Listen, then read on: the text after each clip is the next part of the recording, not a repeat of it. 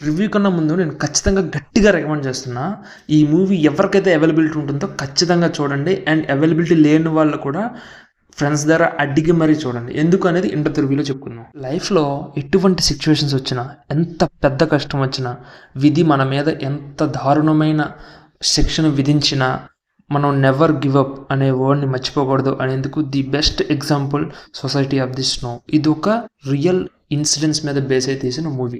Society ఏంటి, snow ఏంటి అనుకుంటున్నారా? నిజంగానే ఒక ఈ యథార్థ గాథను గుర్తుగా ఒక సొసైటీని నిర్మించారు 1972లో చిలీ దేశంలో. అసలు 1972లో ఏం జరిగింది, ఈ సొసైటీని స్థాపించడానికి ఎందుకు పూనుకున్నారు అనేది తెలియాలంటే ఈ మూవీ స్టోరీ మీకు తెలియాలి. అక్టోబర్ 13, 1972 40 మంది ప్లేయర్స్, బాస్కెట్బాల్ ప్లేయర్స్ గేమ్ రీత్యా ఒక దేశం నుంచి ఇంకొక ప్లేస్కి వెళ్లాల్సి ఉంటుంది. ఆ మధ్యలో ప్లేన్ క్రాష్ అవుతుంది. క్రాష్ అయినప్పుడే 11 మంది చనిపోతారు, 29 మంది ఉంటారు. 29 మెంబర్స్లో చివరికి 13 మంది మిగులుతారు. ఇప్పుడు 72 రోజుల తర్వాత అక్కడ చలి -22°C. వీళ్ళు ఇరిగిపోయిన ప్లేన్లో ఉంటారు.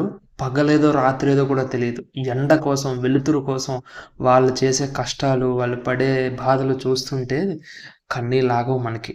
మూవీ చూస్తున్నంతసేపు ఎలా ఉంటుందంటే ప్రతి సెకండ్ మనకి చూస్తున్నంతసేపు ఇలాంటి సిచ్యువేషన్ మనకు వస్తే మనం ఉండగలమా లేదా అనే ఆలోచనలు చాలా కలుగుతాయి మనకి. అంటే ఇంత ఇన్స్పిరేషనల్గా ఉంటుందన్నమాట. చూడాలి, ఇటువంటి మూవీస్ ఖచ్చితంగా చూడాలి మనం. ఎందుకంటే కమర్షియల్ మూవీస్ ఎప్పుడో వస్తుంటాయి, కానీ ఇటువంటి రియల్ ఇన్సిడెంట్ మీద వచ్చిన స్టోరీస్ అది బాగున్నా బాగోపోయినా చూడండి. ఎందుకంటే ఖచ్చితంగా అందులో ఒక మోరల్ అయితే ఖచ్చితంగా ఉంటుంది. నాకైతే బాగా నచ్చింది, అంటే చాలా ఇన్స్పైర్ అయ్యాను నేను. మీకు కూడా అంతే అనుభూతి కలుగుతుంది అనుకుంటున్నాను. That's why I'm recommending this movie to you. ఫ్రీగా ఉంటే చూడండి, అవైలబిలిటీ లేకపోయినా సరే డౌన్లోడ్ చేసుకుని అయినా చూడండి. That's it for the review. Please do subscribe to my channel.